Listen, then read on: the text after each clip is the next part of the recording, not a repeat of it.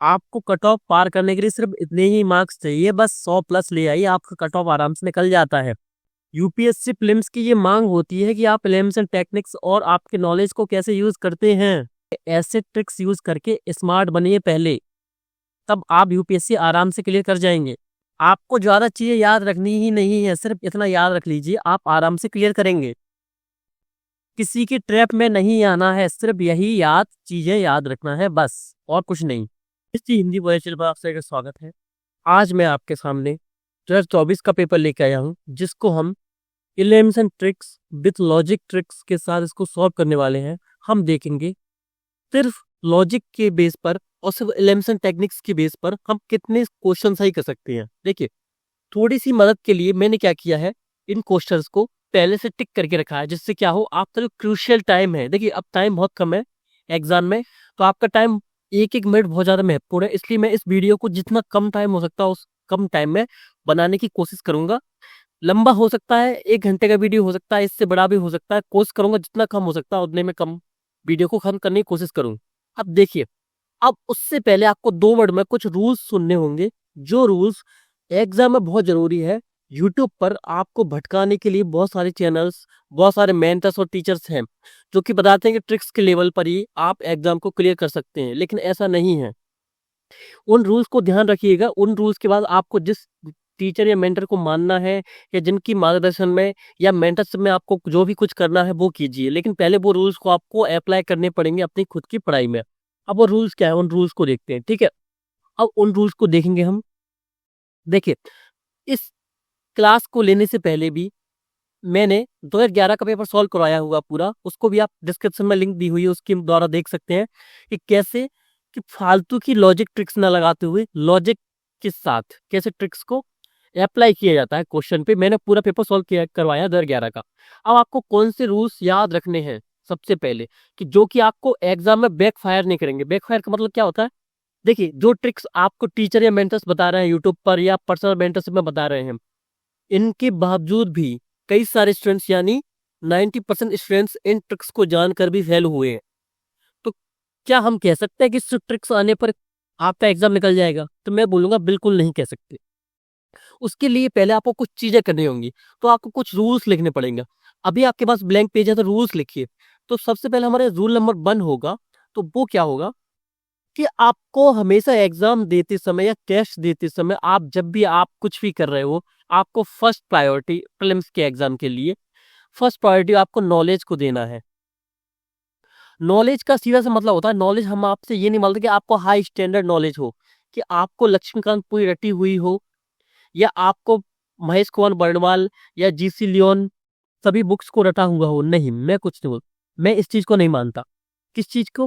कि आपसे मैं सिर्फ इतना बोलता हूँ कि आपको, देखिए, एनसीईआरटी से अगर क्वेश्चन आता है, लक्ष्मीकांत से इंपोर्टेंट टॉपिक से क्वेश्चन आता है, तो वो सॉल्व हो जाना चाहिए, ठीक है। तो इतनी नॉलेज आपसे मैं क्या करता हूँ, एक्सपेक्ट करता हूँ, ठीक है। इतनी आपसे हमारी अपेक्षा रहती है, और यूपीएससी की भी अपेक्षा रहती है। तो अगर नॉलेज बेस्ड क्वेश्चन, जो कि लगभग 30 से 40 क्वेश्चन आते हैं यूपीएससी में, वो आपके अगर 40 क्वेश्चन नॉलेज बेस्ड हैं, जो आपके पढ़े हुए हैं, या ज्यादा स्टूडेंट्स उनको पढ़ते हैं, अगर उनमें से भी आपके क्वेश्चन 35 प्लस सही नहीं हो रहे हैं, तो आप एग्जाम में फेल होने वाले हैं। भले ही कोई ट्रिक्स लगा लीजिए, कोई गैस वर्क लगा लीजिए, इससे कुछ नहीं होगा, यकीन मानिए।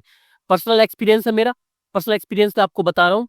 आराम से एग्जाम क्लियर हो सकता है, लेकिन उसके पहले आपको बेसिक नॉलेज आपको होना चाहिए। सेकंड रूल क्या रहेगा, वही बेसिक बहुत स्ट्रांग होना चाहिए। बेसिक स्ट्रांग के लिए क्या होना चाहिए, एनसीईआरटी बहुत अच्छे से पढ़िए।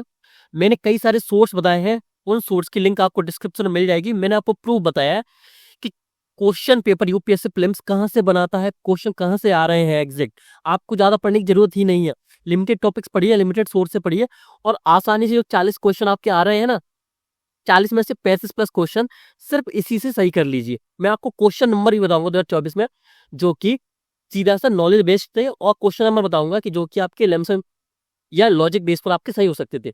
अब सेकंड रूल क्या याद रखना है, रूल नंबर सेकंड वो ये है कि इन ट्रिक्स को जानकर, एलिमेंट्स एंड टेक्निक्स को सीखकर, अगर आपने 2011 से लेकर 2024 तक के सभी पेपर को इन्हीं ट्रिक्स के बेस पर और नॉलेज की बेस पर अगर सॉल्व नहीं किया है, ये ट्रिक्स वर्क नहीं करेंगी। मैं अभी लिख कर दे सकता हूँ इस चीज को।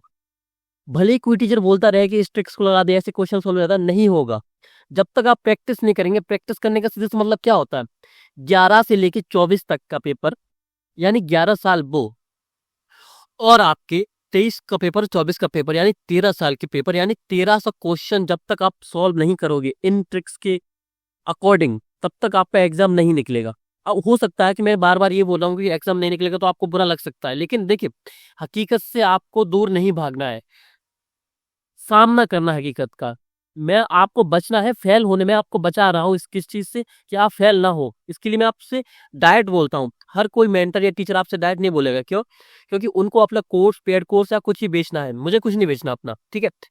और क्या करना है, सेकेंड रूल मैंने क्या होता है, 2011 से लेके अगर आपने सॉल्व नहीं किए हैं, कोई ट्रिक काम नहीं करेगी, सीधा सा लिस्ट में नाम आएगा ही नहीं। 24 तक का रूल नंबर थर्ड क्या होगा आपका, रूल नंबर थर्ड होगा, आंख बंद करके ट्रिक्स कभी अप्लाई नहीं करनी है, ठीक है। लिखिए सीधा सा ब्लैंक पेज पर, आंख बंद करके ट्रिक्स कभी अप्लाई नहीं करनी है। ट्रिक्स तभी अप्लाई करनी है जब वो लॉजिकली, जब हम किसी ऑप्शन को एलिमिनेट करते हैं तो क्या वो क्वेश्चन के साथ एंगेज हो रहा है, जब वो एंगेज हो रहा हो, सही तरीके से कनेक्ट हो रहा हो क्वेश्चन से, तभी उस क्वेश्चन को क्या करना है, एलिमिनेट करना है। सिर्फ इतने रूल्स याद रख लीजिए।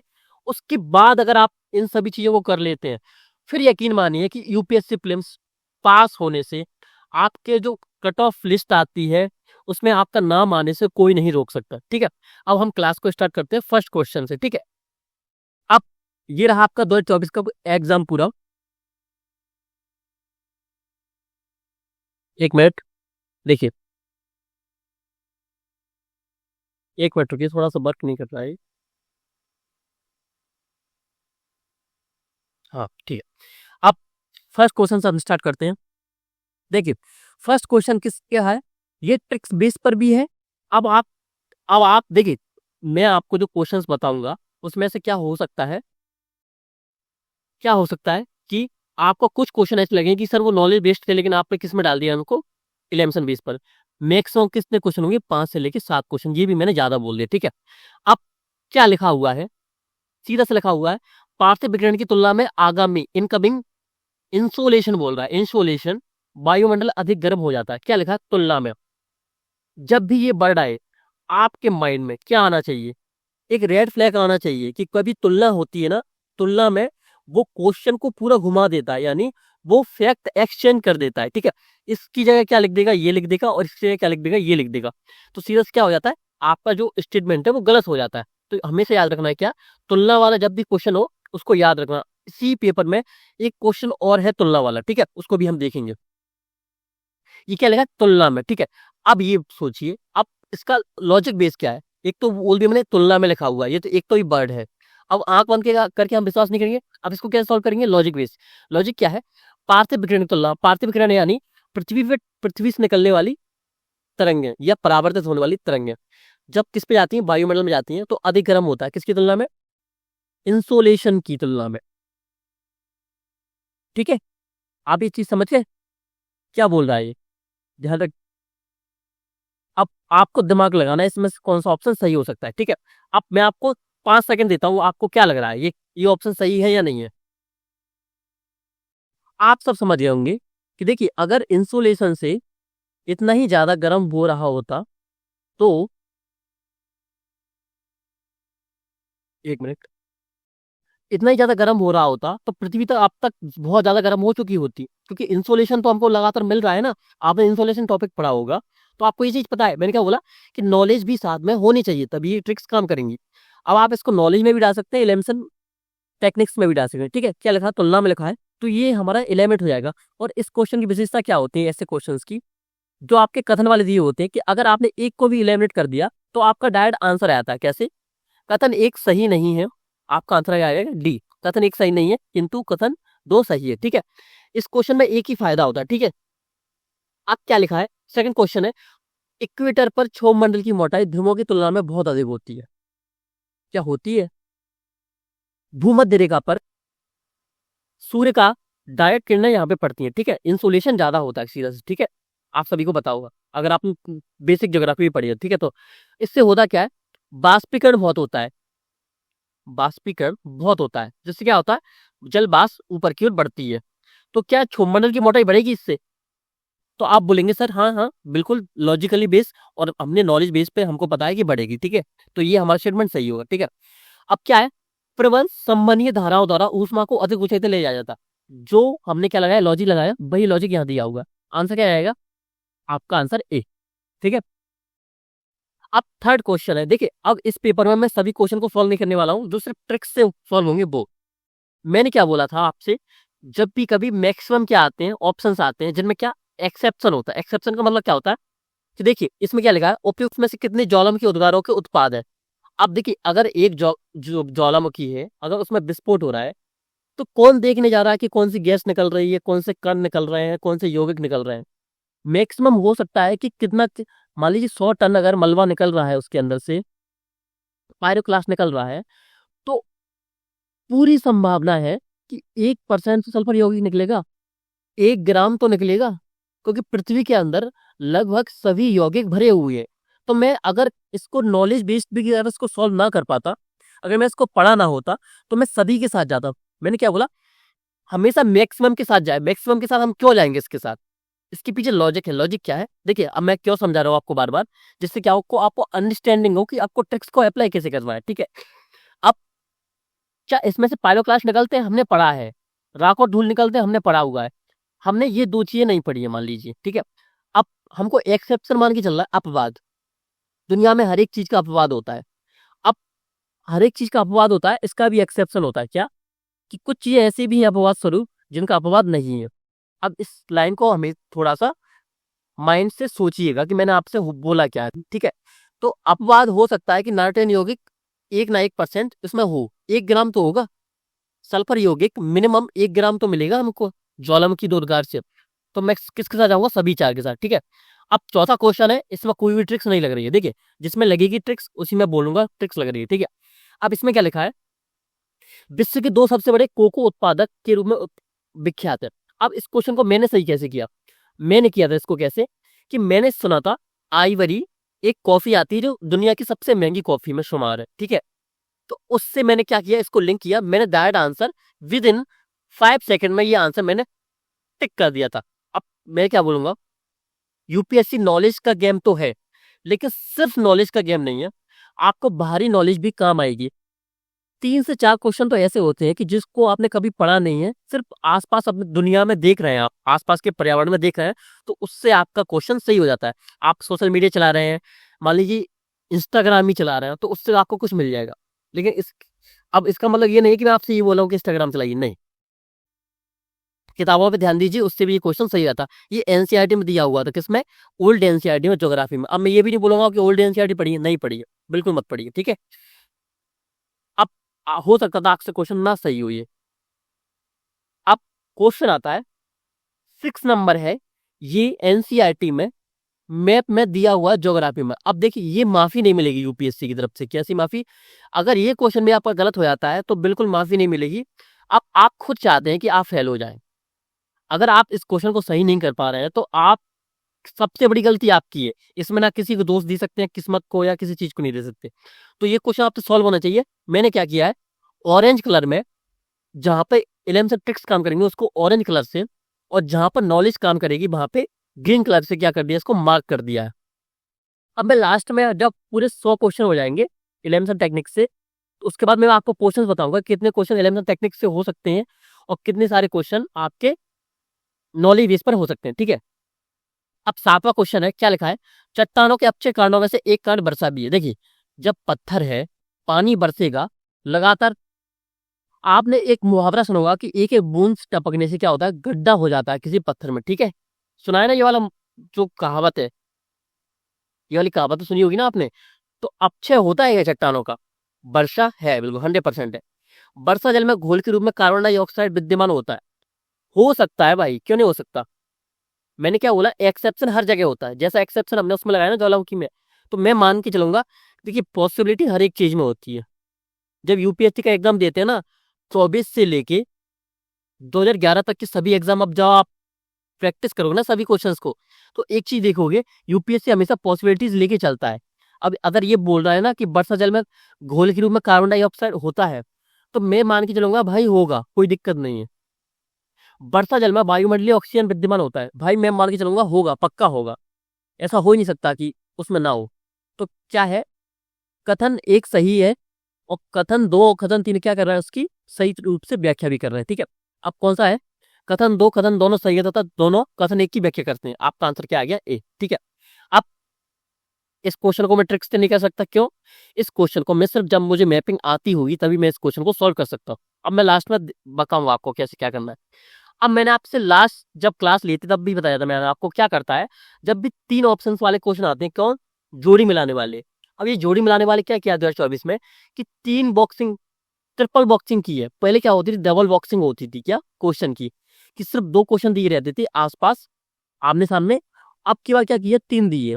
अब किया क्या इनमें, मैंने आपसे पहले बोला है जब 3 ऑप्शन होते हैं, याद रखिए इस क्वेश्चन, इस ट्रिक को आप लिख भी सकते हैं। 3 ऑप्शन होते हैं तो उसमें से मैक्सिमम 95% क्वेश्चंस में तीनों आंसर साथ में नहीं होंगे, या तो आंसर होगा 1 या आंसर होगा 2।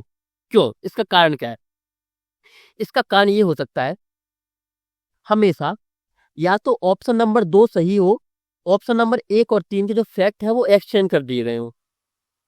फर्स्ट ये बनती है।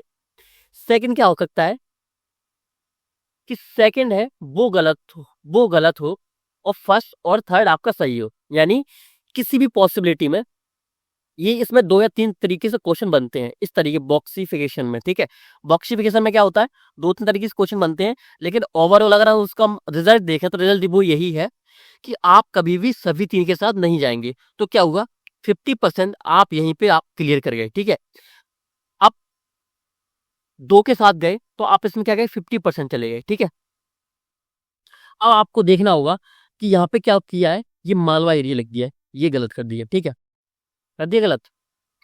गैर सोप्पा पश्चिमी घाट नेत्रवती नदी पर है क्या, या शरावती पे है, ये याद रखना है। तो ये आपको पता होना चाहिए डायरेक्ट कहाँ से दिया, मैसपॉल बर्नवाल की किताब में से लिखा हुआ है। ठीक है, तो इतना तो आपको बेसिक नॉलेज भी होनी चाहिए थी। ठीक है, अब मैं वो टीचर नहीं हूँ या वो मेंटर नहीं हूँ जो आपसे सिर्फ बोले कि नहीं नहीं ऐसे ट्रिक्स लगा दो ऐसे सॉल्व हो जाती है। एग्जाम हॉल में कुछ याद नहीं आएगा अगर आपको बेसिक नॉलेज नहीं होगी तो। मैं इस क्वेश्चन को किस कैटेगरी में डालता हूँ, 50% में। आपको पता है सभी 3 नहीं होगा तो 2 होगा आंसर या 1 होगा, 1 या 2 में से आंसर 1 होगा। अब आप इसको आंख बंद करके भी क्वेश्चन को सॉल्व करते तो आपकी 50% प्रोबेबिलिटी होती सही होने की। ठीक है, अब नेक्स्ट क्वेश्चन पे चलते हैं। 10वां क्वेश्चन है, जब भी 4 ऑप्शन आते हैं, जब भी 4 ऑप्शन आते हैं, मैक्सिमम मैंने हमेशा देखा है 4 में से हमेशा 2 ऑप्शन सही होते हैं। इस पेपर में भी 4 से 5 क्वेश्चन दिए थे, सभी क्वेश्चंस में क्या है, देखिए जो बिल्कुल नॉलेज ही बेस पर है, क्योंकि पॉलिटी के क्वेश्चन है तो वो बिल्कुल देखिए नॉलेज है। पॉलिटी में कभी कोशिश मत कीजिएगा ट्रिक्स लगाने की, उसको प्रायोरिटी किसकी देनी है, नॉलेज की, हर एक सब्जेक्ट में। इसमें किया क्या है इन्होंने, इन्होंने फैक्ट एक्सचेंज किए। तो चार बॉक्सी जो 4 ऑप्शन वाला बॉक्सिफिकेशन होता है उसमें होता क्या है, वो 2 के क्या कर देता है, फैक्ट एक्सचेंज कर देता है। जिसमें मैंने ऐसे बोला ना कि कई सारे क्वेश्चन पेपर में क्या करता है, वो फैक्ट एक्सचेंज कर देता है फर्स्ट का और थर्ड का। ठीक है, उसी तरह चौथे वाले में जो 4 का बॉक्सिफिकेशन होता ना, 4 ऑप्शंस वाला, 4 ऑप्शंस, उसमें भी क्या किया है, चेंज किया है। यहाँ का वृत्त पर्वत इसने यहाँ का यहाँ लिख दिया और यहाँ का ब्लॉक पर्वत यहाँ पे यहाँ लिखना था, एक्सचेंज कर दिया। इससे हुआ क्या, फर्स्ट गलत सेकंड गलत, आपका आंसर बी। ठीक है, अब आगे चलते हैं। ये क्वेश्चन सॉल्व नहीं हो सकता था किससे, क्योंकि देखिए क्या है, सीधा सा ये बहुत फैक्चुअल है, इसमें कोई ट्रिक काम करेगी ही नहीं। अब भले आपसे कोई बोलता रहेगी ये ट्रिक काम करेगी, नहीं करेगी, उल्टी सीधी ट्रिक्स लगाओगे, नेगेटिव मार्किंग में चले जाओगे। ठीक है, याद रखना है नेगेटिव मार्किंग भी होती है यूपीएससी में। अब क्या है, जलबाज, ये क्वेश्चन आपको थोड़ा सा पढ़ा हुआ नहीं लगता, जो अभी हमने पढ़ा हुआ है क्या, कि जलबाज क्या है, ऊपर की ओर बढ़ती है जिसकी मात्रा ऊंचाई के साथ घटती है। ठीक है, धुआं पर इसका प्रतिशत अधिकतम है। इंसोलेशन सबसे ज्यादा कहाँ पड़ता है, इक्वेटर पर पड़ता है ना, यहाँ पे ये पृथ्वी, इसके इक्वेटर पर सूर्य की सबसे ज्यादा रोशनी पड़ती है। तो जल वाष्प यहाँ ज्यादा होगा या ध्रुवों पे ज्यादा होगा? तो आप बोलेंगे सर इक्वेटर पे ज्यादा होगा, ध्रुवों पे क्यों ज्यादा होगा? क्वेश्चन यहीं से सॉल्व हो गया। सेकंड गलत है। फर्स्ट, ऊंचाई के साथ कम क्यों हो रहा है? क्योंकि आप सभी को पता है कि मैंने क्या बोला था कि नॉलेज भी आपके साथ बेसिक स्ट्रॉन्ग आपका होना चाहिए। तो आप सभी को पता है कि ऊंचाई के साथ टेम्परेचर कम होता है। टेम्परेचर कम होने से क्या होगा? जल वाष्प है वो क्या, उसका संघनन होगा। ठीक है, संघनन होगा तो क्या होगी? जल वाष्प कम होगी ना ऊंचाई के साथ। आप बोलेंगे बिल्कुल सर सही बोल रहे हो आप कि एक के साथ कम होगी। अब क्या है, मैंने क्या बोला, नॉलेज भी आपको साथ में चाहिए। बर्फ पर वर्षण होता है। सेकेंड स्टेटमेंट को पढ़ के मुझे सबसे पहले याद आएगा विषुवतीय जलवायु। लेकिन रुकिए, क्या 50 सेंटीमीटर वर्षा होती है यहाँ पे? नहीं, 100 से 150 से लेकर 300 तक होती है विषुवत जलवायु, मतलब होती ही रहती है। पर डे बारिश होती है यहाँ पे। तो 50 सेंटीमीटर की तो बात है ही नहीं। 50 सेंटीमीटर तो कहीं बारिश होती ही नहीं है विषुवतीय जलवायु में। तो क्या इलिमिनेट कर दिया हमने ये वाला ऑप्शन? आप बोलेंगे सर बिल्कुल कर दिया। वर्ष भर वर्षण होता है। क्या आर्द्र उपोष्णकटिबंधीय में होता है? जो हमारा ऊपर वाला एरिया है ना, कहाँ से कि ये वाला एरिया था हमारा उष्णकटिबंधीय में, कौन सा एरिया था हमारा भारत का, क्या इससे ऊपरी एरिया जो हिमाचल प्रदेश वगैरह, क्या इसमें हमेशा बारिश होती रहती है? बस और नहीं होती है। क्या चाइना में 3 प्रकार की जलवायु है? इसका नाम ही क्यों पड़ा है चाइना की वजह से? क्या हमेशा बारिश होती है? नहीं होती। इलेमिनेशन के तौर पे हमने डी आपका आंसर ले आए। ठीक है, अब कोरियालिस पल, ये नॉलेज बेस्ड पर क्वेश्चन था। अब मैं देखिए इजी क्वेश्चन है फिर भी मैं छोड़ रहा हूँ, क्यों? आप ये नहीं बोल पाए कि सर आपने हर एक में ट्रिक्स लगा दिए, आप हर एक को नॉलेज से सॉल्व करवा रहे हो, आप बोल रहे हो कि ट्रिक्स की क्लास है। नहीं, जो ट्रिक्स से क्वेश्चन सॉल्व होंगे अब मैं उन्हीं को देखूंगा। ठीक है, ये क्वेश्चन बहुत सिंपल था 15वां वाला, लेकिन मैं छोड़ रहा हूँ इसको। क्यों? इसको हम नॉलेज बेस्ड पर करना है। क्यों? अब देखिए पीठभूमि, अगर आपको थोड़ा सा पता भी होता ना कि पीठभूमि क्या होती है, उसी क्वेश्चन से आप इसको सही कर देते। कैसे? लास्ट ईयर कॉन्गो बेसिन से क्वेश्चन आया था, अगर आप इसको पढ़ लेते तो आपको इसका आंसर पता होता। सेकंड, क्यों पता होना चाहिए इसका आंसर? इसलिए पता होना चाहिए, रियो डी प्लाटा ब्राजील के निचले क्षेत्र में है। पीठभूमि का निर्माण वहां नहीं होता, सबको पता है। अमेजन बेसिन वर्षा वन से संबंधित है। क्या हमने कभी सुना कि पीठभूमि यहाँ पे है? नहीं सुना। अब आप 50% में चले गए कि कोरी बेसिन या कॉन्गो बेसिन। ठीक है, तो आप अगर पढ़ा होता, अगर आपने 2023 का ये पेपर देखा होता, थोड़ा बहुत पढ़ा होता पीवाईक्यू को, तो आपको पता होता कि अगर मुझे पता भी नहीं है इसका आंसर, मान लीजिए मुझे पीठभूमि का भी नहीं पता, तो मैं किसके साथ जाऊंगा? अगर मुझे गट फीलिंग आएगी तो वो आएगी कॉन्गो बेसिन की। क्यों? लास्ट ईयर भी कॉन्गो बेसिन से क्वेश्चन पूछा गया था, और यूपीएससी हमेशा रिपीट करता है थीम को, ऑप्शंस को भी रिपीट करता है, और वही ऑप्शन आपका सही होता है। तो कॉन्गो बेसिन के साथ मैं यहाँ पे जाऊंगा। ठीक है, अब आपको यही जो मेरा माइंडसेट आपको बता रहा हूं ना मैं, इसी माइंडसेट को आपको फॉलो करना है किसमें? प्रैक्टिस में। और जब प्रैक्टिस में जब आपकी अच्छी मार्किंग होने लगे, आपके मार्क्स अच्छे आने लगे, 120 प्लस आने लगे, तब आपको इसको अप्लाई करना था आपके एग्जाम में। ठीक है, अब क्या है, मैंने पहले ही बोला था साइंस एंड टेक में, यस, इन्वायरमेंट में मैक्सिमम अगर पॉसिबिलिटी सही है ऑप्शन होने की, बिल्कुल रिलायबल ऑप्शन है आपके, तो ऑप्शन सभी सही होते हैं। पीएफएस मैंने कभी नहीं पढ़ा, जब 24 का पेपर मैंने पहली बार देखा था, मैंने इसको कभी नहीं पढ़ा था उसके पहले, लेकिन ये क्वेश्चन मेरा सही था। कैसे? व्यापक रूप से पाए जाते हैं खाद्य पैकेजिंग में, सामग्रियों में। ठीक है, हो सकता है, मैं क्या बोला, पॉसिबिलिटी लेके चल रहा है। पीएफएस पेयजल, खाद्य और खाद्य पैकेजिंग में सामग्रियों व्यापक रूप से पाए जाते हैं।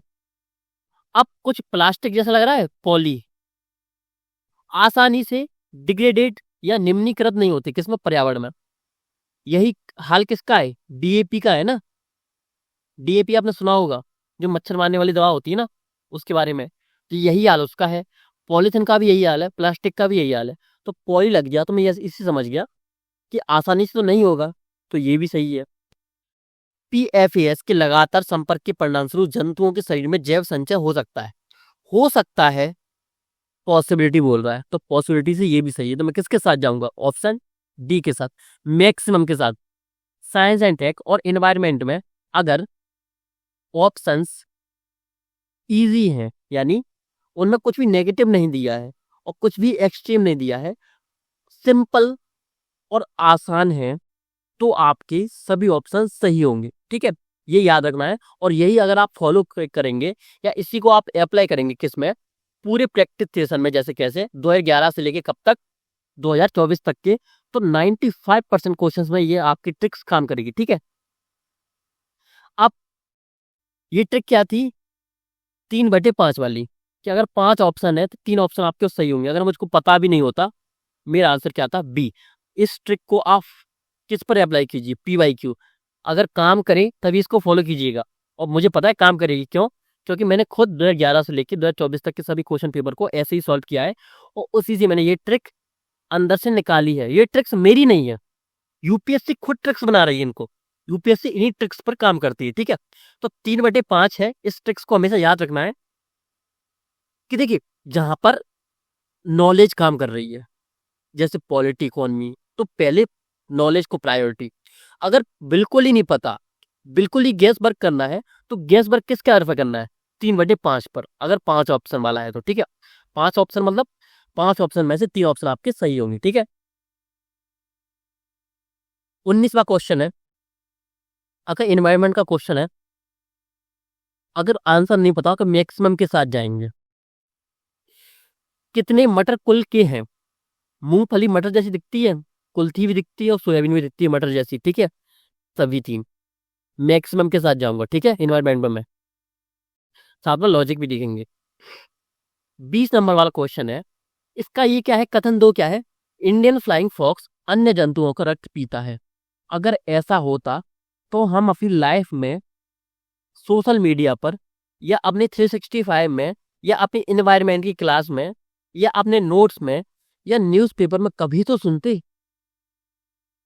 हमने इतनी दुनिया देखी है, मतलब आपकी एज कितनी होगी, 21 से लेके 30 के बीच में तो होगी ना। आपने इतने साल अपने जीवन को गुजारा है, कभी आपने ये वाली बात सुनी कि इंडियन फ्लाइंग फॉक्स है वो अन्य जंतुओं का रक्त पीता है? नहीं सुनी। ठीक है, तो क्या है, इसको हम गलत मान के चलेंगे। क्यों? अगर ऐसा होता तो हम कभी ना कभी तो सुनते ना, तो वैसे ही गलत हो गया ये तो। ऑप्शन 2 गलत, सीधा सा क्या आ गया, कथन 1 सही, कथन 2 सही नहीं है। क्यों आ गया? ये ऑप्शन भी इलेमिनेट हो गया, ये भी इलेमिनेट हो गया, ये भी इलेमिनेट हो गया। ठीक है, नेक्स्ट क्वेश्चन चलते हैं। ठीक है, जल्दी जल्दी कोशिश करूंगा। क्यों? क्योंकि टाइम बहुत कम है आपके पास और मेरे पास भी। ठीक है, क्या लिखा है, 22 क्वेश्चन नंबर, बाजार में मिलने वाली च्युइंगम सबने खाई होगी जीवन में एक ना एक बार को। ठीक है, पर्यावरणीय प्रदूषण का स्रोत मानी जाती है। हो सकता है भाई, हो सकता है, मैंने क्या बोला, पॉसिबिलिटी लेके चलनी है। अनेक च्युइंगमों में गोंद पाई जाती है, गोंद गम बेस के रूप में प्लास्टिक होता है। हो सकता है, तभी हम उसको कितना भी चबा लें, उसका कितना भी क्या कर लें, हम दांतों से उसको कितना भी दबा लें, वो क्या नहीं होती, डिजोल्व नहीं होती, नहीं होती ना डिजोल्व। किसके कारण नहीं होती, उसमें प्लास्टिक होता है। ठीक है, क्या आएगा आंसर, कथन 1 और 2 सही है। क्यों? पॉसिबिलिटी लेके चलनी है और लॉजिक भी लगाना है, ऐसे नहीं। पॉसिबिलिटी और लॉजिक हमने लगाया, लॉजिक कैसे लगाया, कि हमने उसको जब भी खाया है च्युइंगम को, हम उसको कितना भी दबा लें, वो कभी डिजोल्व नहीं होती है हमारे मुंह में। डिजोल्व क्यों नहीं होती? क्योंकि उसमें गोंद होती है, गम होती है प्लास्टिक के रूप में। ठीक है, प्लास्टिक होता है किसके रूप में, गोंद के रूप में। 22 क्वेश्चन हो गया। 23 क्वेश्चन है ना, इसमें कोई ट्रिक्स लग रही है, अगर आपने इसको पढ़ा ही होता तो ही सही होता, इसलिए मैं इसको छोड़ रहा हूँ। अब इससे आपको क्या बिलीफ सिस्टम आपको मजबूत होगा। क्यों? कि मैं हर चीज में ट्रिक्स को नहीं डाल रहा हूँ, कि जबरदस्ती डाल रहा हूँ उसको। ठीक है, तो मैं जबरदस्ती नहीं डालूंगा, जो क्वेश्चन सॉल्व नहीं होगा उसको नहीं सॉल्व नहीं करूंगा मैं। 21 क्वेश्चन अगर पढ़ा होता तभी सॉल्व होता, बाकी नहीं। और ये क्वेश्चन टफ मान सकते हैं। अब भले कोई कोई बोले कि पहले भी पूछा था नाम लेके कि ये, देखिए अगर पढ़ा होता, और इतनी सारी चीजें होती है पढ़ने के लिए, पॉलिटी, इकोनॉमी, कौन यहाँ ध्यान देता है यार, कभी ध्यान दे लिए तो ठीक है, बड़ा छोड़ दीजिए, नहीं हो रहा सॉल्व छोड़ दीजिए, वैसे ही पास कर लेंगे हम प्रीलिम्स के एग्जाम को, कम पढ़ के भी। 24 क्वेश्चन क्या है, वर्ल्ड टॉयलेट ऑर्गेनाइजेशन क्या बोला है, संयुक्त राष्ट्र की एजेंसी है। मैंने क्या बोला था, पेरेंटियल ऑर्गेनाइजेशन ज्यादातर गलत होती हैं, उसमें भी मैंने क्या 2 ट्रिक्स बताई थी। सेकंड क्या है, विश्व शौचालय दिवस और विश्व शौचालय कॉलेज इस संगठन की पहल है, विश्व शौचालय शिखर सम्मेलन। ठीक है, 2 या 3 एजेंसियों का नाम दिया है, 2 ऑप्शंस में, ठीक है। अब याद क्या आना है आपको, ये याद आना चाहिए, जब भी दो स्टेट, देखिए अगर सिंगल स्टेटमेंट होता, मान ली दो स्टेटमेंट का ये क्वेश्चन होता तो क्या होता, एक में पेरेंटल ऑर्गेनाइजेशन दी है, जैसे संयुक्त राष्ट्र दिया है, तो मैक्सिमम रूप में ये गलत होता, सेकंड आपका सही हो जाता। लेकिन अगर तीन ऑप्शन वाला है, दोनों में क्या दिया हुआ, ऑर्गेनाइजेशन दी हुई है, दिवस दिया हुआ है, संगठन दिया हुआ है, पहल दी हुई है, इनिशिएटिव दी हुई है ना, किसकी, विश्व शौचालय शिखर की, ठीक है। तो इनमें से मैंने आपको बताया था पहले भी, इनमें से एक ऑप्शन गलत होगा, एक ऑप्शन सही होगा, दोनों साथ में सही होंगे ही नहीं। इस ट्रिक्स को आपको पता है तो ठीक है, नहीं पता है तो याद रखिए, जब भी दो अलग अलग स्टेटमेंट में एजेंसी, पहल या प्रोग्राम आए, तो उनमें से एक सही होगा, एक गलत होगा, दोनों साथ में सही नहीं होंगे, दोनों साथ में गलत नहीं होंगे। अब इसका आंसर कैसे निकालूंगा, दोनों साथ में कहाँ पे हैं, एक और दो एलिमिनेट कर दीजिए, ठीक है। आपको एक और ट्रिक बताई थी ना मैंने, जब भी आपके ये ऑप्शन अलग नहीं दिखते आपको हर एक चीज से, आपको इसमें ये ऑप्शन क्यों नहीं दिख रहा, एक दो और तीन, जबकि यहाँ पे तो तीनों, क्या है इसमें, तीन स्टेटमेंट है। ये यूपीएससी का ट्रैप है, यूपीएससी ट्रैप भी है और ट्रिक भी है। क्यों, ऐसे वाले ऑप्शंस में जिसमें हमेशा दो या एक दिए होते हैं, इसमें सिंगल स्टेटमेंट ही आंसर होता है, ठीक है। अब इसको कैसे फॉलो करना है और इसको कैसे आपको जस्टिफाई करूंगा मैं, इसको जस्टिफाई मैं नहीं करूंगा, आप खुद करेंगे। कैसे, इसको 2011 से लेके 24 तक के एग्जाम में लगा दो, 90% क्वेश्चन में ये ट्रिक काम करेगी कि अगर ऑप्शन में तीन ऑप्शन नहीं है, मान लीजिए यहाँ पे एक दो तीन होता तो क्वेश्चन का आंसर अलग होता, ठीक है। अगर इसमें सिर्फ दो ऑप्शन दिए हैं, दो और तीन, एक और दो, या केवल तीन या केवल दो, तो इसमें से सिंगल स्टेटमेंट वाला आंसर सही होगा, या तो केवल दो होगा या केवल तीन होगा। अब इसमें दो ट्रिक्स अप्लाई हो रही हैं, कौन सी, कि पेरेंटियल ऑर्गेनाइजेशन है और इनिशिएटिव है, दोनों में से एक सही होगा, एक गलत होगा। तो एक सही ये हो गया, अगर सिर्फ तीन लगा दूंगा मैं ऑप्शन, अगर मेरा बी आंसर इसको लगाऊंगा, तो क्या गलत हो जाएगी, मेरी पहली ट्रिक फेल हो जाएगी। कैसे, इनमें से एक ना एक तो सही होगा ना। ध्यान से देखिए इस चीज को, दो ट्रिक्स लगाई हमने कि पहले और दूसरे में से एक ना एक तो सही होगा, ये मुझे विश्वास है मेरी ट्रिक्स पर, ठीक है। ये हुई मेरी ट्रिक। सेकंड मेरी ट्रिक क्या थी, कि जब भी ऐसे ऑप्शंस हो कि उनमें तीन ऑप्शन नहीं दिए हों, दो ऑप्शन दिए हुए और सिंगल वाला ऑप्शन दिया हो, तो उसमें से सिंगल वाला सही होता है। अब मैं इसमें एलिमिनेट कैसे करूंगा, इसमें से मेरा एलिमिनेशन मेथड वो कैसे काम करेगा, वो काम करेगा ऐसे, देखिए सिंगल स्टेटमेंट आंसर होगा तो ये हटा दीजिए, ये दो वाले आंसर है, ठीक है। अगर मैंने केवल तीन को लगा दिया तो ये गलत हो जाएगा। क्यों, मेरा आंसर एक और दो में से एक ना एक तो होगा ऑप्शन में, ठीक है। तो इसमें से तीन है, मुझको आंसर इसमें दो मिल रहा है, क्या दो इसमें है, एक या दो में से आंसर इसका सही होना था, ठीक है। आपका क्या आंसर आ गया, ए आंसर आ गया। इस ट्रिक को आपको किस में अप्लाई करना है, सभी क्वेश्चन पे, 2011 से लेके 24 तक के। अगर विश्वास हो तो भी आप इसको एग्जाम में फॉलो कीजिएगा, बाकी मैं तो इसको फॉलो करूंगा अगर मैं एग्जाम देता तो, ठीक है। अब चलते हैं, सिंह की कोई विशेष प्रजनन ऋतु नहीं होती, ब्रीडिंग मंथ नहीं होता इसका कोई, हो सकता है कि कभी भी ब्रीडिंग कर लेता हो। अधिकांश अन्य बड़ी बिल्लियों से भिन्न चीता दहाड़ता नहीं है, सही बात है, ये चिंघाड़ता है, हल्की सी आवाज में, लगेगा ही नहीं कि तेंदुआ बोल रहा है। इस चीज को मैंने कहाँ देखा था, इस चीज को मैंने सोशल मीडिया पे देखा था, कहाँ पे, यूट्यूब पे, और इस चीज को मैंने पढ़ा भी था, तो ठीक है। अब क्या, दहाड़ता नहीं है, तो ये ऑप्शन मुझे पता है ये सही है और ये सही है। जहां पे आंसर दो नहीं है उसको मैं एलिमिनेट कर दूंगा, जहां पे एक नहीं है वहां पे एलिमिनेट कर दूंगा, ठीक है। नर सिंह से भिन्न नर तेंदुए गंध चिन्ह द्वारा अपना क्षेत्र घोषित नहीं करते, भाई क्यों नहीं करेंगे, जब शेर कर रहा है तो तेंदुआ क्यों नहीं करेगा, है तो सभी बिल्ली, बिल्ली प्रजाति की है ना सभी। तो यहाँ पे मैं लॉजिक लगा लूंगा, भले ही मैंने पढ़ा ना हो, कि नेगेटिव बोल रहा है। और एक ट्रिक का नाम लिखिए, नेगेटिव थ्योरी। नेगेटिव थ्योरी क्या होती है, जब भी ऑप्शन नेगेटिव बोल रहा हो कि नहीं करती, नहीं होता, नहीं कर सकती, तो ये ऑप्शंस मैक्सिमम टाइम पर गलत होता है। तो ये क्या बोल रहा है, नेगेटिव इम्पैक्ट छोड़ रहा है कि नहीं करते, नहीं करते, गलत।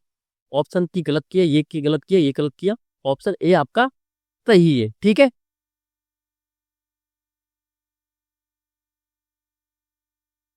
ऑप्शन नंबर, अब क्वेश्चन नंबर 26, ये मैं डालूंगा किसमें, 50% में। कैसे, ये क्वेश्चन 100 मिलियन किसानों का सही विवरण है। इसमें क्या है, अंतरराष्ट्रीय गठबंधन है, ठीक है। क्या बोल रहा है, इंटरनेशनल अलायंस। मैंने क्या बोला था, जब भी सिंगल स्टेटमेंट में ये चीज दी हो कि गठबंधन, पहल या कोई भी संगठन वगैरह, तो वो गलत ही होता है। तो इसको तो मैं गलत ही मानूंगा। ये क्या लिखा है, पूरी तरीके से, पूरी तरह से, फुली। क्या ये एक्सट्रीम नहीं लगता, कोई भी चीज पूरी तरीके से कुछ नहीं होता, एक्सेप्शन हमेशा होता है, एक्सेप्शन ऑफ पॉसिबिलिटी। ठीक है, हमेशा याद रखना, ये ट्रिक्स नहीं, ये तो लॉजिक है कि यह एक डिजिटल प्लेटफॉर्म है जो पूरी तरीके से सेवा प्रदाताओं के साथ एकीकृत है। पूरी तरह से, यही क्या हो गया, एक्सट्रीम वर्ड हो गया। Option C eliminate, option B eliminate, option A में से और ऑप्शन डी में से, ऑप्शन डी और ऑप्शन ए में से आपको आंसर निकालना है। 50% इसमें चांस है, 100% नहीं है। अगर 100% होती तो मैं बोलता, 50% चांस है आपके आंसर सही होने के, कि आप और स्टूडेंट से तो आगे हो गए। ठीक है, मैंने क्या बोला था, साइंस एंड टेक और एनवायरमेंट में अगर आपको क्वेश्चन का आंसर पता ही नहीं है तो मैक्सिमम के साथ जाना है। क्या, वितरित ऊर्जा संसाधन कौन सी है, पॉसिबिलिटी लेके चलना है। मैं सभी 4 के साथ जाऊंगा। ठीक है, क्वेश्चन आप पढ़ लीजिएगा आराम से। इस पीडीएफ को मैं अपलोड कर दूंगा कहाँ पे, अपने टेलीग्राम चैनल पर, और करवा दूंगा आपको एडमिन सर से, और आप इसको देख लीजिएगा एक बार। इसको आप डाउनलोड भी कर सकते हैं, पूरा जो पैटर्न मैंने आपको सॉल्व करवाया ना, इसमें मैं जो टिक लगी हुए हैं वो टिक भी आपके लगे हुए होंगे। ठीक है, अब 28वां क्वेश्चन है। अगर आपने सीसेट का क्वेश्चन पेपर अच्छे से सॉल्व किया होता ना 2015 के बाद के सभी, तो आपको इसका आंसर पता होता। नहीं पता तो कोई टेंशन नहीं है, छोड़ दीजिए इसको। ठीक है, 29, कितनों में विषाक्त जातियां होती हैं, एज इट इज। क्वेश्चन कौन सा, 2023 का भी ऐसा ही क्वेश्चन पूछा गया, किसमें, मक्खियों के बारे में। ठीक है, मक्खियों के बारे में क्वेश्चन पूछा गया है, विषाक्त जाति वाला। तो क्या तितली की हो सकता है कि दुनिया में 1 लाख से ज्यादा प्रजातियां हो या जातियां हो, स्पीसीज हो, क्या उनमें से एक भी हो सकता है कि एक हो सकती है कि उसमें क्या हो, जहरीली हो या विषाक्त हो। मछलियों की लाखों प्रजातियां हैं, मेढक की कई हजारों प्रजातियां हैं, क्या उसमें से पॉसिबिलिटी तो है ना, एक्सेप्शन तो है ना कि उसमें विषाक्त प्रजाति हो सकती है या विषाक्त जाति हो सकती है। तो पॉसिबिलिटी को लेके चलेंगे सभी 3 के साथ, और हमारा आंसर सही भी होगा यहाँ पे। ठीक है, क्वेश्चन नंबर 30, अब इसको कैसे लगाना, लॉजिक के साथ। रक्त चंदन, पुष्पा भाऊ। पुष्पा फिल्म तो सबने देखी होगी ना, नहीं भी देखी होगी तो आपको पता होगा अगर आपने पीवाईक्यू पढ़ा होगा तो। लाल चंदन से कई बार क्वेश्चन पूछा जा चुका है यूपीएससी में, और आपको बहुत फेमस है, कौन सा, पूर्वी घाट वाला है, पूर्वी घाट पे पाया जाता है। ठीक है, अब क्या आपने कभी एज इट इज सुना है कि यहाँ पे किसके जंगल है या किसकी प्रॉपर खेती हो रही है, किसकी, पपीता की या काजू की, नहीं सुना होगा। कई सारे एरिया में होती है, जैसे हिमाचल प्रदेश में होती है और आपका नॉर्थ ईस्ट में होती है, लेकिन प्रॉपर नहीं होती कि पूरे एरिया में होती हो। लेकिन रक्तचंदन क्या है, जंगल के जंगल है पूर्वी घाट पे, आप सबको पता होगा, आंध्र प्रदेश से लेके तमिलनाडु तक फैले हुए हैं पूरे। ऐसा कहीं कोई एरिया काजू का है, नहीं है, पपीता का है, नहीं है, केवल एक आंसर।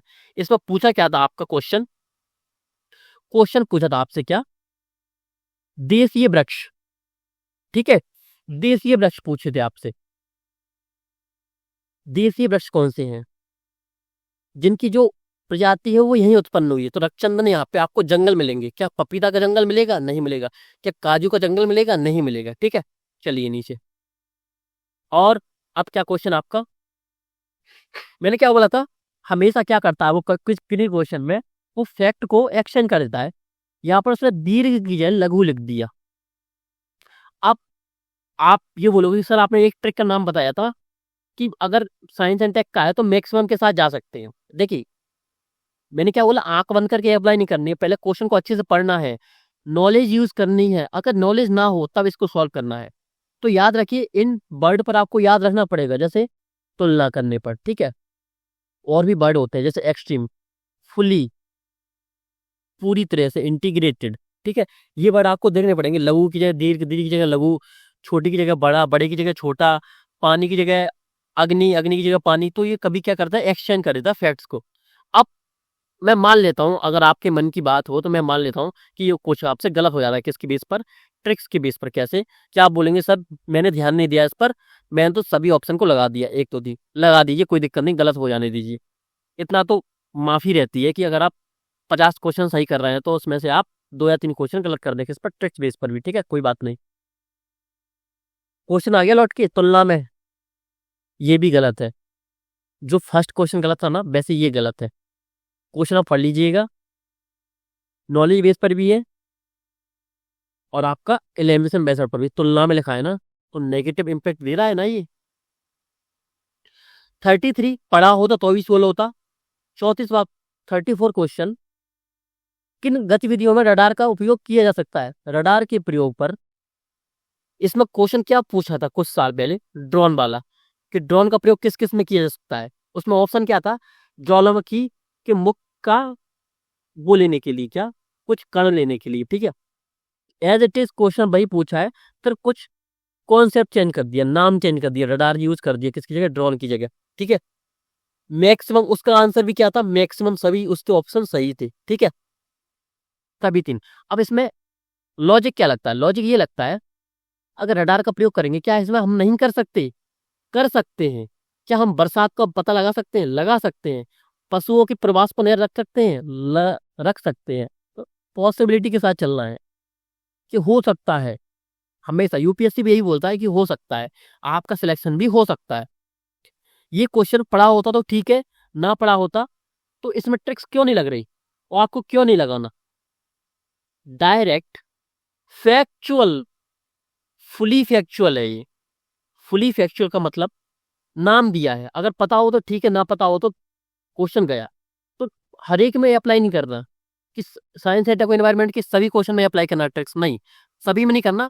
कोशिश करना सभी में लगा ले की, लेकिन आंख बंद की नहीं करना। इसमें तो आंख बंद करके लगाना पड़ रहा ना आपको, ठीक है। आंख बंद करके, मैंने क्या बोला था रूल में, आंख बंद करके लेंस टेक्निक्स यूज नहीं करनी है।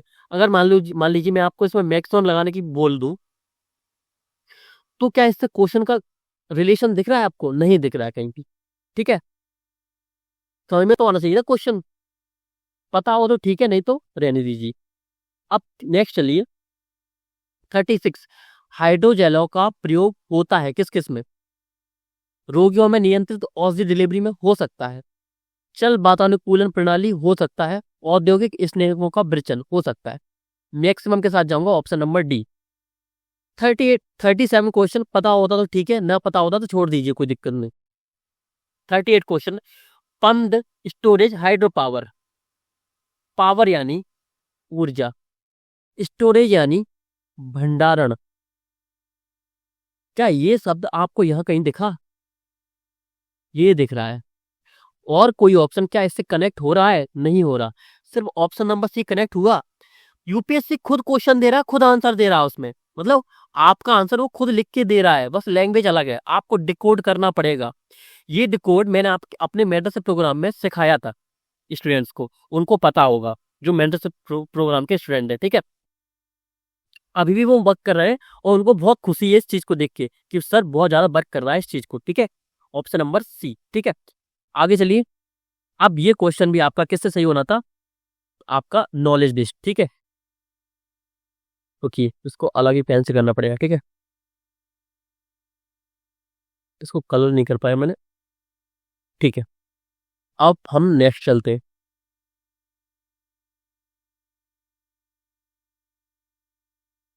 अब 41 क्वेश्चन नॉलेज बेस्ड है।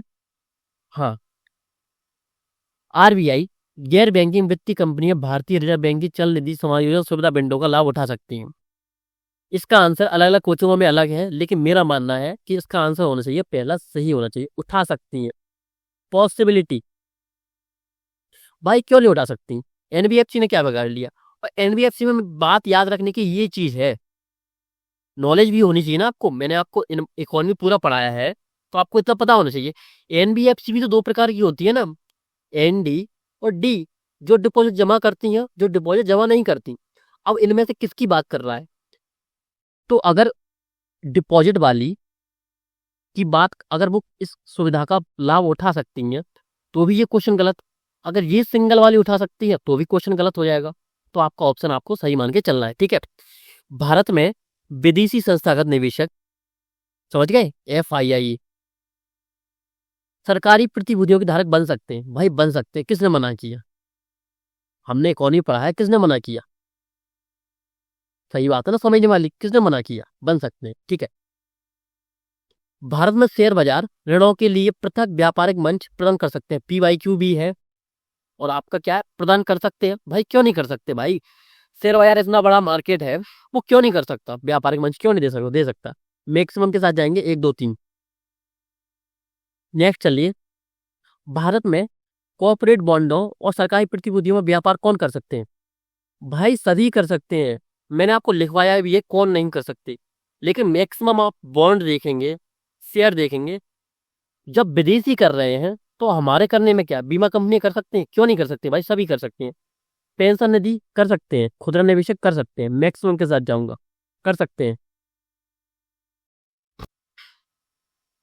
क्या पूछ रहा है?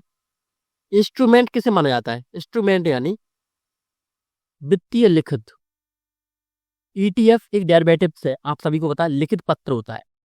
मुद्रा भी क्या है? एक कागज है, ठीक है। ये भी किस पे होता है? एक वित्तीय लिखित पे होता है, कि मैंने आपको इतने रुपए दिए, स्टाम्प पेपर की तरह है। मोटर वाहन तो क्या है? एक वाहन है, ना कि क्या है, वित्तीय लिखित। सबको पता है। सेकंड गलत। आप ऑप्शन 1 और 3, अब इतना तो आपको दिमाग लगाना पड़ेगा। 45 क्वेश्चन है, 11 टेक्निक्स से काम नहीं करेगा। नॉलेज बेस्ड बहुत आसान क्वेश्चन है, बहुत इजी क्वेश्चन है, आराम से आपका सॉल्व हो जाएगा। 46 क्वेश्चन, मैंने क्या बोला? मैक्सिमम के साथ जाना है, किसमें? एनवायरमेंट में। क्यों? अगर वो लॉजिक बेस्ड कनेक्ट हो रहा हो, रिलेशन बना रहा हो। किसका उपयोग संधारणीय विमानन ईंधन के उत्पादन के लिए फीड स्टॉक के रूप में किया जा सकता है? क्या बोला? किया जाता नहीं, किया जा सकता है। जब वो खुद पॉसिबिलिटी की बात कर रहा है तो हम क्यों खुद पॉसिबिलिटी की बात ना करें? तो पॉसिबिलिटी के बेस पर चारों के साथ जाऊंगा मैं, ऑप्शन सी। और ये आंसर आपके सही हो रहे हैं, याद रखिएगा। सभी क्वेश्चन जो मैं आपको सॉल्व करवा रहा हूँ, ये ऑप्शन आपके सही भी हैं, याद रखिए इस चीज को।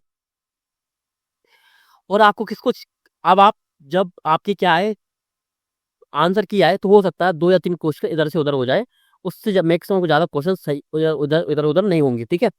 अब ये इलेमेंशन पे काम नहीं करेगा, ठीक है। ये है, देखिए, नेगेटिव इम्पैक्ट बोल रहा है ये वर्ड, कोई नहीं कर सकता, या कोई नहीं है। मैंने आपसे अभी बताया था, कोई नहीं है, यानी कोई नहीं का मतलब क्या हो? नेगेटिव इम्पैक्ट डाल रहा है। नेगेटिव इम्पैक्ट यानी पहला गलत, ठीक है, ऑप्शन बी। अब नेक्स्ट ट्रिक क्या लिखेंगे आप? आपको मैक्सिमम क्वेश्चन में इस ऑप्शन के साथ कभी नहीं जाना है। मैक्सिमम में अगर आपको देखिए गैस वर्क या एलिमिनेशन टेक्निक्स लगानी है, तो इस ऑप्शन के साथ कभी नहीं जाइएगा। अगर आप ऑप्शन 1 एलिमिनेट कर देते हैं तो ऑप्शन बी के साथ जाइए। अगर ऑप्शन ऑप्शन आप अगर सेकंड नंबर वाला ऑप्शन एलिमिनेट कर देते हैं तो ऑप्शन ए के साथ जाइए, इसके साथ मत जाइए। बस यही ट्रिक है आपकी, ठीक है। अगर मुझे ये ट्रिक पता होता तो मैं क्या करता इस क्वेश्चन में? फर्स्ट क्वेश्चन नेगेटिव इम्पैक्ट दे रहा है, मैं इसको क्या करता, एलिमिनेट करता। इसको एलिमिनेट किया, इसको एलिमिनेट किया मैंने, मैं ऑप्शन बी के साथ जाता, ठीक है। क्या बोल रहा है?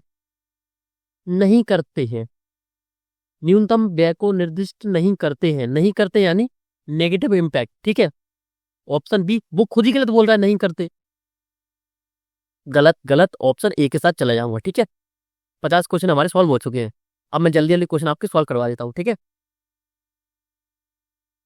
अब यूएसए अपने ऋण पर चूक करता है, तो यूएस ट्रेजरी बॉन्डों के धारक भुगतान प्राप्त करने के लिए अपने दावों का प्रयोग नहीं कर पाएंगे। भाई क्यों नहीं कर पाएंगे? अगर मैं देखिए इस क्वेश्चन के आंसर में थोड़ा सा क्या है, कॉन्फ्लिक्ट है। अलग अलग कोचिंग वालों ने अलग अलग दिया है। मेरा मानना है कि ये ऑप्शन गलत होना चाहिए। अब यूपीएससी कुछ देती है, देखिए अब मैं कुछ इकोनॉमिस्ट तो हूं नहीं, अलग अलग कोचिंग्स वालों ने जो बैठी रहती है कि उन्होंने पूरा गूगल छान लिया, उनकी आंसर भी लगा रहे हैं, तो मैं तो कुछ नहीं हूं उनके आगे, ठीक है।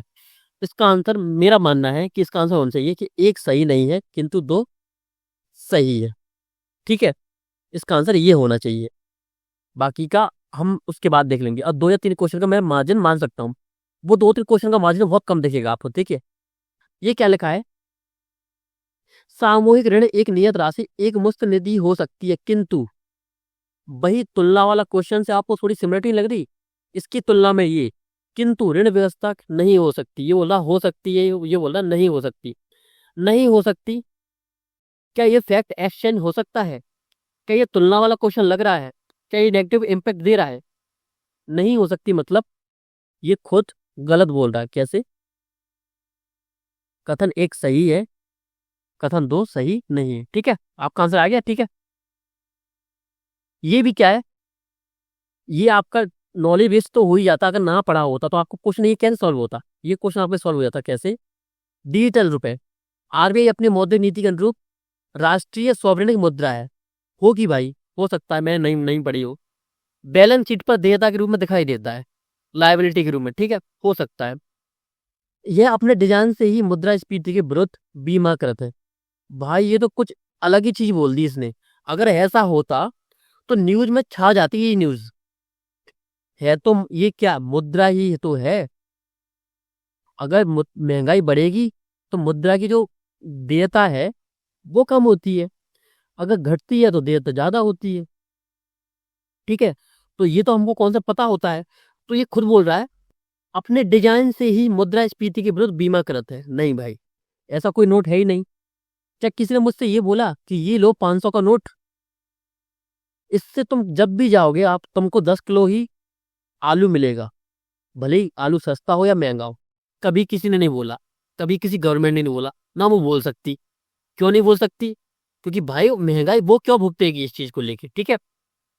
तो ये ऑप्शन गलत, लॉजिक बेस पर, ठीक है। ऑप्शन 3 गलत। अब ऑप्शन 3 एलिमिनेट कर दिया, मैं मैक्सिमम के साथ जाऊंगा ऑप्शन डी, ठीक है।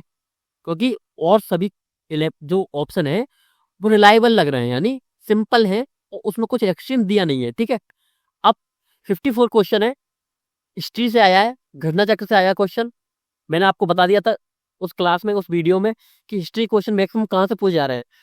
अगर आपने नहीं देखी वो वीडियो तो डिस्क्रिप्शन में लिंक दी हुई है, उसको देखिए जाके। आपको हिस्ट्री में अगर 15 क्वेश्चन आएंगे, उसमें से आपको 12 क्वेश्चन उसी सिंगल सोर्स से मिलेंगे, सिंगल सोर्स से। मेरा नोट्स नहीं है, उस बुक्स का नाम सभी ने सुना होगा, लेकिन यूज कोई नहीं करता यूपीएससी वाला। अगर यूज कर लेते तो हिस्ट्री से कभी क्वेश्चन गलत होते नहीं आपके। 54 क्वेश्चन, 55 क्वेश्चन, 56 क्वेश्चन सभी उसी बुक से दिए हुए हैं, सभी नॉलेज बेस्ड क्वेश्चन थे। 57 भी। अब 58 क्वेश्चन, उपनिषदों में कोई नीति कथा नहीं है, क्या ये नेगेटिव इम्पैक्ट नहीं दे रहा है? कोई नहीं। गलत कीजिए, इसको गलत कीजिए, इसको गलत कीजिए, इसके साथ नहीं जाऊंगा मैं। इसका आंसर क्या होगा? बी आंसर होगा, ठीक है। चलिए अब आगे चलिए। 59 question, Bharat international international green council का सदस्य है।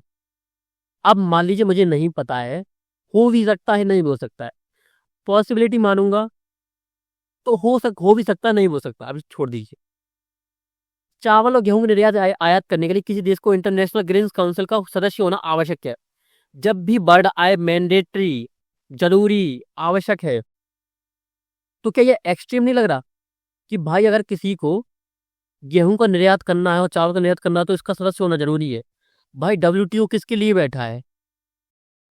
किसके लिए बैठा है? हमारे लिए तो बैठा है वो। सदस्य भले ही हो, लेकिन सदस्य होना आवश्यक है। ये क्या है? एक्सट्रीम वर्ड है, एक्सट्रीम लाइन हो गई है। इसको गलत किया मैंने, ऑप्शन ए आपका सही हो गया, ठीक है।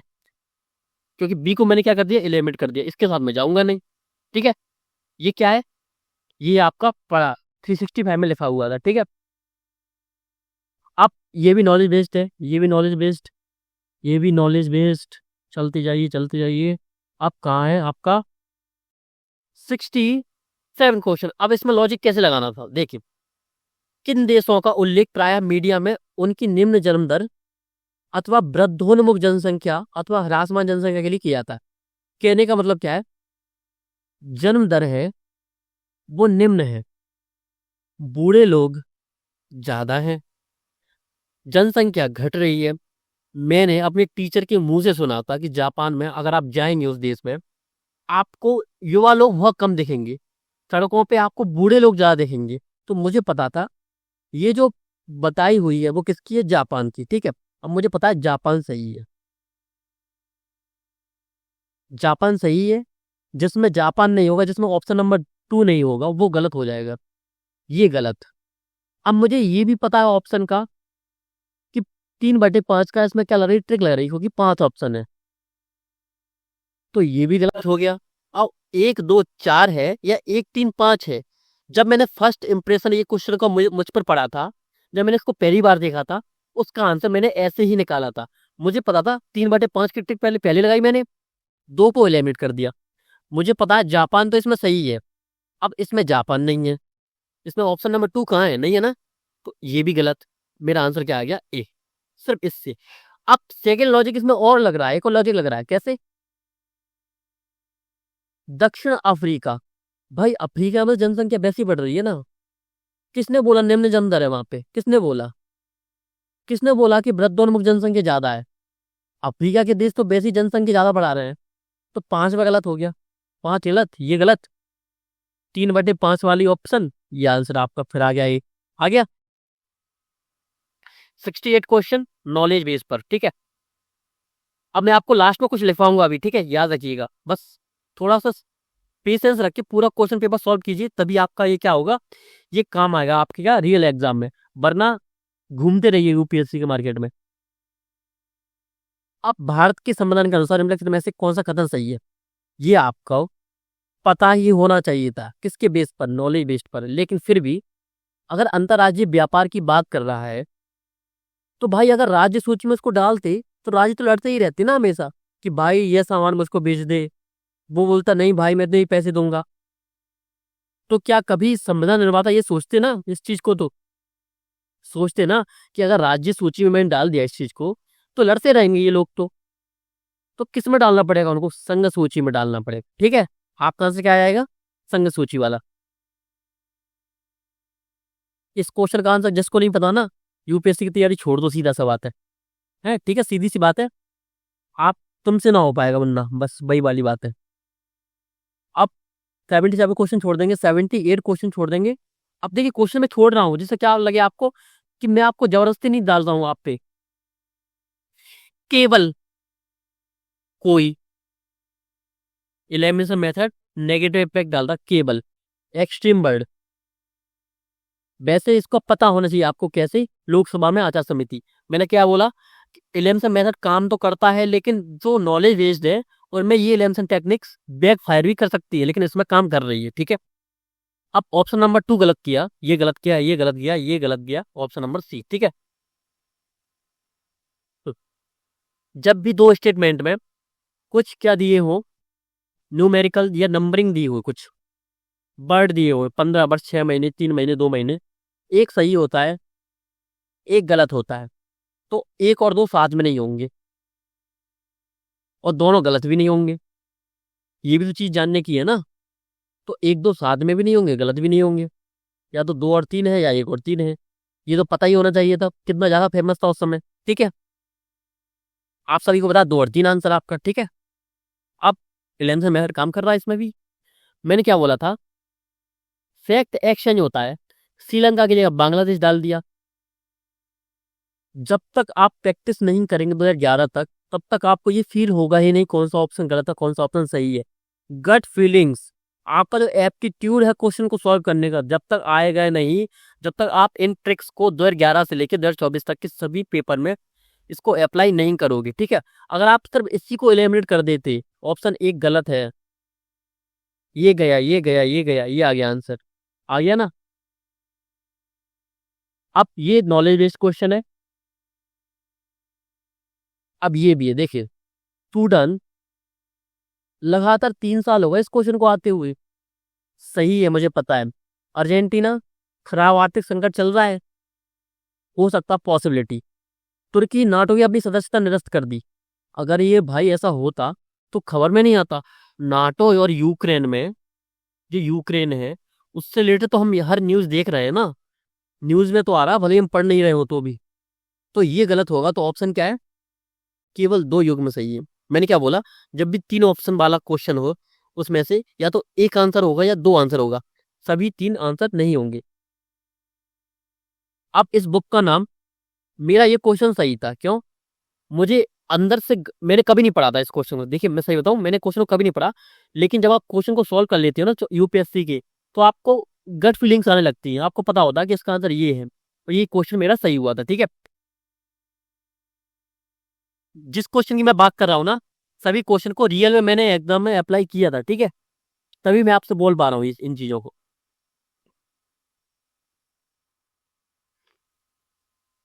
अब 90 क्वेश्चन, साहिल क्षेत्र में अस्थिरता और बिगड़ती सुरक्षा स्थिति विद्यमान है। हो सकता है साहिल क्षेत्र कहाँ है? का है? अफ्रीका का है? कहीं का भी हो यार, हो सकता है ना, पॉसिबिलिटी है। हाल ही में साहिल क्षेत्र के कई देशों में सैन्य कब्जा तक का फ्लड हुआ है। भाई इतनी बड़ी दुनिया है, हुआ ही होगा कहीं, पॉसिबिलिटी। Option A. ठीक है, 92 क्वेश्चन, कितना खराब सवाल है। और जो गलत करके आ रहा है वो तो और बकवास इंसान है। क्यों? भारत यूएसए से सेब आयात नहीं करता। भाई अगर 1 किलो सेब भी ले आए ना अमेरिका से, तो ये ऑप्शन गलत हो जाएगा। मैंने क्या बोला? पॉसिबिलिटी। पॉसिबिलिटी इसकी जीरो लग रही है ना। एक्सेप्शन, एक्सेप्शन, एक्सेप्शन तो हो सकता है ना। ये गलत, ये गया, ये गया, ये भी गया। आपका आंसर डी। ठीक है, आंसर आ गया सीधा सा। अब कौन सा क्वेश्चन है आपका? अब 96 क्वेश्चन, क्या दिया है? नंबरिंग दी है कुछ, जो है 40 दी है। कोऑप 26 में चिल्ला चिल्ला के बोल रहे थे सभी न्यूज वाले, सभी मैगजीन वाले, सभी कोचिंग्स वाले, सभी टीचर बोल रहे थे कब तक का है? 2030 तक का है ये। ठीक है, तो नंबरिंग भी दी है। वैसे ये क्या हो गया? एक्सट्रीम हो गया कि नंबरिंग चेंज हो सकती है। जो न्यूमेरिकल वैल्यूज होती हैं वो ज्यादातर गलत हो सकती हैं। क्यों? चेंज कर देता है। 2030 की जगह 2025 लिख देगा, 2030 की जगह 2050 लिख देगा, 10 किलो की जगह 15 किलोग्राम लिख देगा, 10 साल की जगह 15 साल लिख देगा। हो सकता है ना ये? तो क्या ये भी आंसर आ गया? क्या कथन दो गलत है? ये गया, ये गया, ये गया, आंसर सी आ गया। ठीक है, नेक्स्ट चलिए। 97 क्वेश्चन, आप लॉजिक लगाइए। वेनेजुएला अपने आर्थिक संकट से तेजी से उभरने में सफल हुआ है। ठीक है, हो सकता है, पॉसिबिलिटी है भाई, कर लिया होगा। अपने लोगों को दूसरे देशों में पलायन प्रवास करने में रोकने में सफल हुआ है। भाई जब भारत में कोई आर्थिक संकट नहीं है अब भी, तब भी भारत नहीं रोक पा रहा है लोगों को बाहर जाने से। ये कहाँ से सफल हो गया? इसकी स्थिति तो हमसे खराब है ना। आपने हाल ही में एक वीडियो देखी होगी, अगर देखी होगी तो, एक व्यक्ति जो इंडिया की टी शर्ट उतार के न्यूजीलैंड की टी शर्ट पहन रहा है। ठीक है, जब इंडिया इस चीज में सफल नहीं हो पा रहा है, हमारा जो एक वर्ग है वो विदेशों की ओर भाग रहा है, पलायन कर रहा है, जब भारत नहीं हो पा रहा है, तो वेनेजुएला की स्थिति तो और खराब है। तो ये कहां से कर लेगा? ऑप्शन एक गलत। गलत यानी एक सही नहीं है। ठीक है, ये आंसर आ गया। अब इस ट्रिक से ये क्वेश्चन गलत ही हो सकता है। मैंने क्या बोला? 100% वित्त पोषण कौन करती है? केंद्र करती है, और रियल में करती भी है।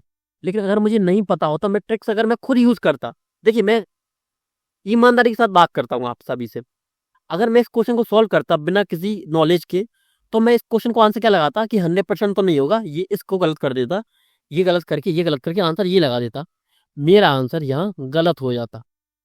ठीक है, अब मैं ये भी बताऊंगा ना आपको कौन से क्वेश्चन गलत हो रहे हैं, कौन से क्वेश्चन आपके सही हो रहे हैं। अब 98 क्वेश्चन आपके सही हो गए हैं, मतलब 98 क्वेश्चन आपके सॉल्व हो गए हैं। क्या लिखा है? वैल्यू दी हुई ना 6 महीने की, गलत। जो ट्रिक्स है, अगर मुझको देखिए क्वेश्चन पता है तो ठीक है, अगर नहीं पता तो मुझे सॉल्व करना ही है उसको। अब न्यूमेरिकल वैल्यूज दो में दी है, एक ये और एक ये। मुझे क्या पता है दोनों साथ में सही नहीं होंगे, दोनों साथ में गलत नहीं होंगे। साथ में कहाँ पे है? 1 3 4, ये गलत, ठीक है, गलत। अब या तो एक वाला आंसर होगा या तीन वाला आंसर होगा। इसमें एक दिया है, इसमें तीन नहीं दिया। देखिए, ना तो इसमें एक दिया ना तीन दिया, तो ये भी गलत। तो 50% में पहुंच गए हम, पहुंच गए ना हम। अब क्या जाना है इसमें, 50% से अब आपको अंदाजा लगाना है कि कौन सा सही हो सकता है, ठीक है। अब गिनी चुनी बात बची क्या, हमने क्वेश्चन सही कर लिए। अब आपको क्या ध्यान रखना है, अब एक ब्लैंक पेज लिखिए, लिखिए क्वेश्चन नंबर 6,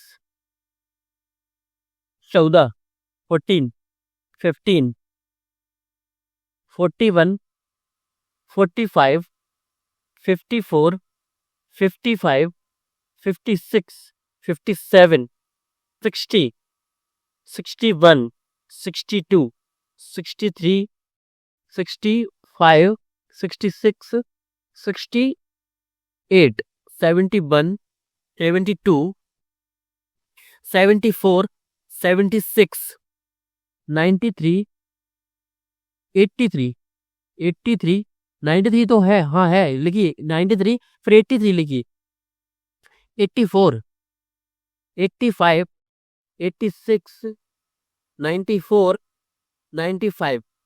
ये क्वेश्चन नॉलेज बेस्ड पर आपके 100% सही होने चाहिए थे। ये क्वेश्चन कौन से हैं, एक क्वेश्चन को देख लेता हूं मैं, ठीक है। 63 वाला क्वेश्चन कौन सा था,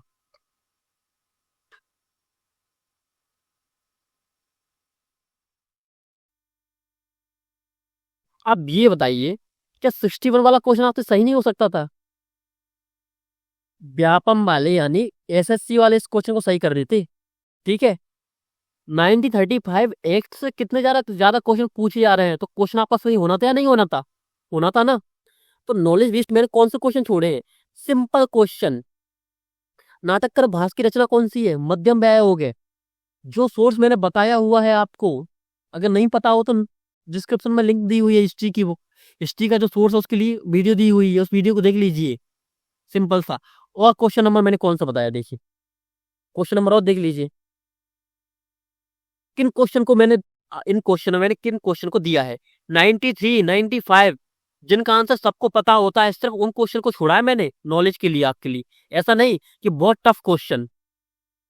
अब इसमें क्या याद रखना है,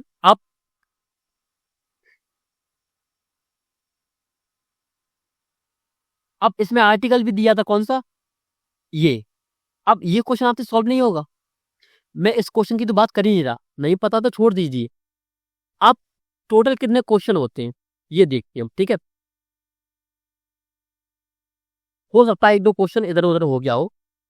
ये क्वेश्चन कितने हो गए आपके, 28 के लगभग। 28 क्वेश्चन कितने हो गए, ये हो गए, ठीक है। पेन चेंज करके बता देता हूँ आपको, रेड पेन से। 28 क्वेश्चन नॉलेज बेस्ड पर, ठीक है। ये क्या है, नॉलेज बेस्ड, जो आपके सही होने थे। सिर्फ मैंने आपसे इतनी अपेक्षा की है, 100 क्वेश्चन में से 28 क्वेश्चन आपके 45 क्वेश्चन एलिमिनेशन टेक्निक से सही हो रहे हैं, इसमें एलिमिनेशन टेक्निक से सही हो रहा है। अब मैं 100% नहीं मानता, 28 क्वेश्चन आपके सही होने थे, 25 मान के चलता हूँ, तीन क्वेश्चन गलत, ठीक है। 45 में आपने एलिमिनेशन लगाया, देखिए एलिमिनेशन आपने लगाया 45 में, आपके 45 में से कितने सही हो गए, आपके 37 के लगभग, ठीक है। और ज्यादा ही सही हो गए, 38 मान के चलिए। कितने क्वेश्चन गलत हो गए, 7 क्वेश्चन ये गलत हो गए, 3 क्वेश्चन ये गलत हो गए, ठीक है। 10 क्वेश्चन आपके गलत, माइनस। क्वेश्चन सही कितने हो रहे थे, 45 क्वेश्चन ये, और कितने 28 क्वेश्चन ये, कितने हो गए, 73 क्वेश्चन। 10 क्वेश्चन आपके गलत हो गए थे, नेगेटिव मार्किंग लेके कितना चला जाएगा, 3.5 क्वेश्चन का 70, मतलब एवरेज मान के चलिए तो 70 क्वेश्चन, 70 क्वेश्चन का मतलब कितना होता है, 140 अंक। 10 क्वेश्चन और मान लीजिए यार, सीधा सा बात आपको बताऊं तो 10 क्वेश्चन और मान लीजिए, 10 क्वेश्चन और गलत हो गए, कितना 60, 3-4 क्वेश्चन और गलत मान लीजिए, कितना 56 तक। मतलब जितना भी मैं, मतलब मैक्सिमम मान लिया मैंने, मैक्सिमम से मैक्सिमम कि इतने क्वेश्चन आपके गलत हो सकते हैं, फिर भी आपके कितने मार्क्स आ रहे हैं, 56 यानी 112।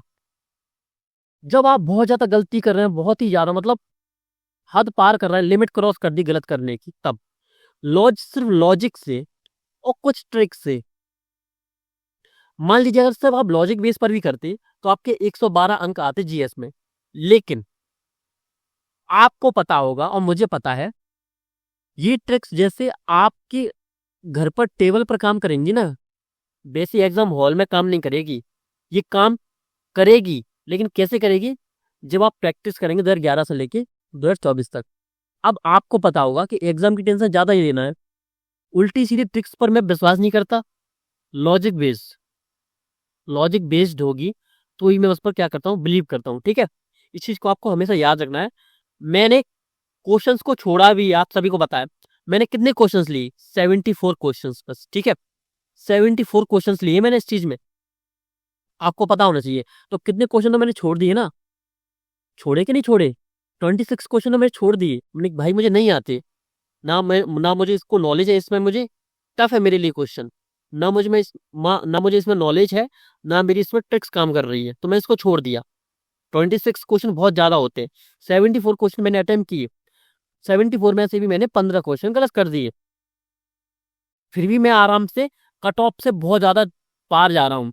जैसे ये आप मार्क्स देखते हैं ना कई सारे टॉपर्स के, कि उनके मार्क्स जा रहे हैं 130, वो ऐसे ही जाते हैं। ठीक है, अब आपसे मिलते हैं नेक्स्ट वीडियो में। आप सभी का बहुत बहुत धन्यवाद। वीडियो कैसे लगी, सिर्फ आपसे मैं ये नहीं बोलता कि कमेंट लाइक करो या सब्सक्राइब करो, कुछ नहीं, सिर्फ कमेंट करो कि आपको और क्या चाहिए और आपको ये वीडियो कैसी लगी, क्या आपके रियल ये हेल्पफुल लगी आपको ये